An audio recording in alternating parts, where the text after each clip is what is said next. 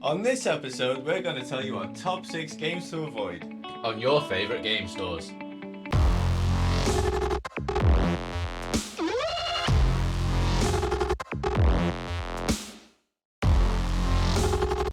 For the first game today, we'll be talking about Fallout 76. This game is made by Bethesda and released just over a year ago. It is an online open world RPG where players can go it alone or join up with friends. It is set in West Virginia 25 years after the Great War. Shortly after emerging out of Vault 76, you begin the hunt on the secret mandate the Overseer has tasked you with. On your travels around West Virginia, you will see some strange mutated creatures and crazy robots to fight or interact with. You also get the added fun of playing along with friends if you want. What to say about this game? I had extremely high hopes for this game when it was first getting released, as I used to play hundreds of hours in Fallout 4. But when this game got released, it was not what we were hoping for, as some missions from the very start required 2 or more people to complete them, and some people just wanted to play it alone. The devs also didn't put any NPCs beyond the storyline, so if there wasn't anyone else on the map, it felt like a really lonely place, which it just made the game not fun.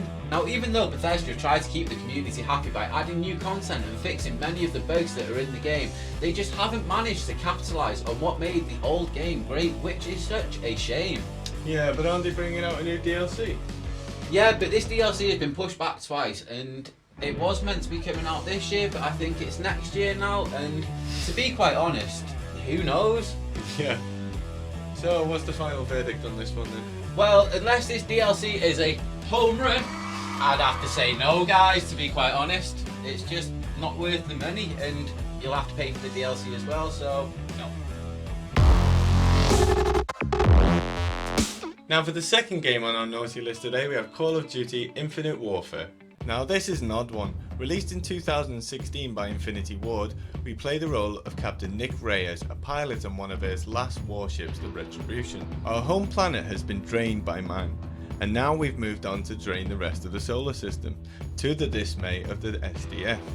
They're a rebel faction that block resource mining operations and basically want everything Earthborn obliterated. We start the game as part of the UNSA Special Ops Troop sent via a Halo jump to investigate the recent SDF attack on Europa. The visuals on the way down are pretty good. Unfortunately, the continuity and realism end there. You no longer feel like you're playing a Call of Duty game. Yeah, you spend all the time falling through clouds that are like thick as anything, and then you finally hit the ground. You look up in the sky and you can see moons and other planets. It's like a clear daytime. Yeah, like, what's going it's on? Ridiculous, yeah. With all the clouds. These are the guys that made most of the previous Call of Duty games all the way back to the original in 2003. Doesn't make sense to me really then. Or maybe they were so out of their comfort zone with all the Star Wars and laser guns that they got distracted from the fundamental attractions of Call of Duty. It's visually impressive, but vehicles, I think that's keeping up with the Joneses a bit. So, what's the final verdict on this one then, Steve? Well, a week or two after release, this game bombed, and saw huge price cuts up to week 3. Now, maybe it's something to do with what we've said previously. It's not a proper Call of Duty game. The reason it's on our list today is because it's still $39.99, and we just don't think that's worth the cash, people. And for the next game we have on the naughty list today, guys, we have DayZ. DayZ is developed by Bohemia and brought out about 5 years ago for the PC and just under a year ago for the PS4 and Xbox One. This game is a third or first person open world survival game where you have to loot around for food, water and other supplies to survive in a post-apocalypse world, where you don't just have to look out for zombies but other players as well. For the price of £20, I'm surprised it's still a popular game and has a growing community. I play the game daily, but for all platforms this has many bugs and issues in the actual game. From glitching through the map to your gun not working just randomly, and it's just a complete waste, and then you're running down the hill and zombies chasing you, blue screen, dead. End of it. Well, it sounds like the developers had their work cut out for them with this game. What's your final thoughts on this, Dom? And don't be biased. Well, I'd have to say, in the current state the game is in and how much it is worth in the shop, I would have to say give it a miss, guys. It is just not worth your hard-earned money. Now for the next game on my list, we have Detroit Becoming Human. The hype for this game was so intense. The developers Quantic Dream kept a very tight lid on the fact that the game was no game, nope, in fact it was an interactive movie.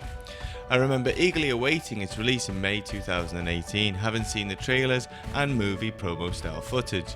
Should have been a red flag there. I was very disappointed having finished the game in under 3 hours. Set in a dystopian future, the game, if you can call it that, experiments with the philosophical idea of control over another conscious being and or machine.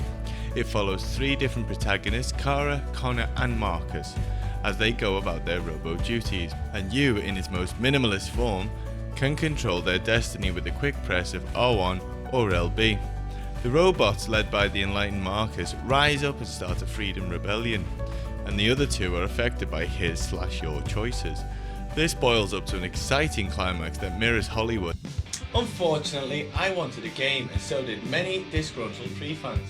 Well, it does have multiple endings, but I do have other things to do, like work and other games to play. Yeah, this is it. I bought this game as an investment over time, like Red Dead Redemption or GTA 5. Instead, I got AI, the sequel. The motion capture in this game is insanely good, and so is the story, but unfortunately, for most of the time, I couldn't be part of the action. So what's your verdict on AI 2? Oops, I mean Detroit Becoming Human. Look, it's an amazing story and visually impressive, but it's not a game. People don't pay £60 for a game, so I would give this a miss. And now for our next game on our list, we have A Way Out. A Way Out is a third-person co-op game, either online or LAN, so you always have to play with a friend. You start by making friends with your comrade in jail, and you both plan on how you are going to break out. The adventure goes from there, with both of you making choices on what your next steps will be. This game was brought out just under 2 years ago and was developed by Haze Light Studios. This sounds quite fun, having you and your friend choose different ways to get out of jail. Well, it would be if you could choose your different routes to take, but you have to take the standardised route that it asks you to do, which just gets boring over time. So you have to follow a linear path the game sets for you, not try different ways. I hope it's a big prison and the game gets better when you get out. Pretty much, no. It's still small when you get out as well, mate. Me and my friend completed it in about an hour and a half, so that just explains the game completely. So what's the game like for its price? Well, it's still in the mid-20s, which I think is horrendous, especially since there's hardly any content to the actual game, so for this one I would have to give it a miss.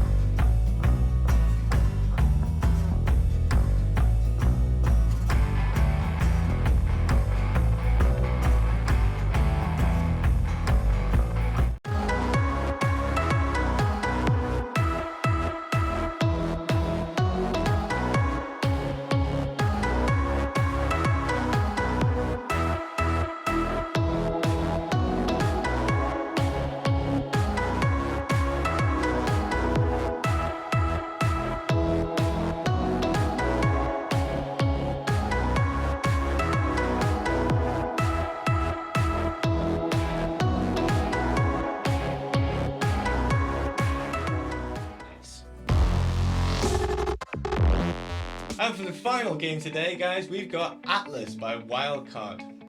Developed by the same people who brought us Ark Survival Evolved, Atlas puts you in the world of plunderers and pirates with basically the exact same tree bashing mechanics as its predecessor. The idea is to harvest resources, create tools and craft shelter to survive, and most importantly build a massive sailing ship to wreak havoc on one's enemies. Other than the shit part, this game sounds really familiar. Well, unfortunately, in reality, this isn't going to happen. It would take a team of more than 50 people a month to gather the required resources to build one. So for the amount of time the average player would have to spend on this game, you'd end up with a little raft, really. Basically, yeah, and who wants to share a ship with 50 people? You know, I want my own, unless you have an army of people to just do whatever you want, which I haven't. So this one then, Steve.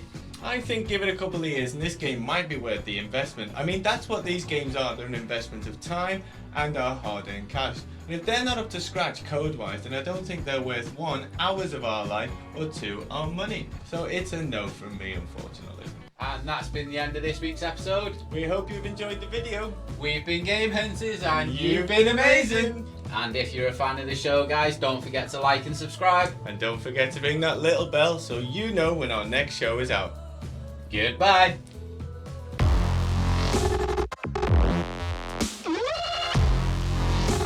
Episode 2. Games to avoid. You know. All right.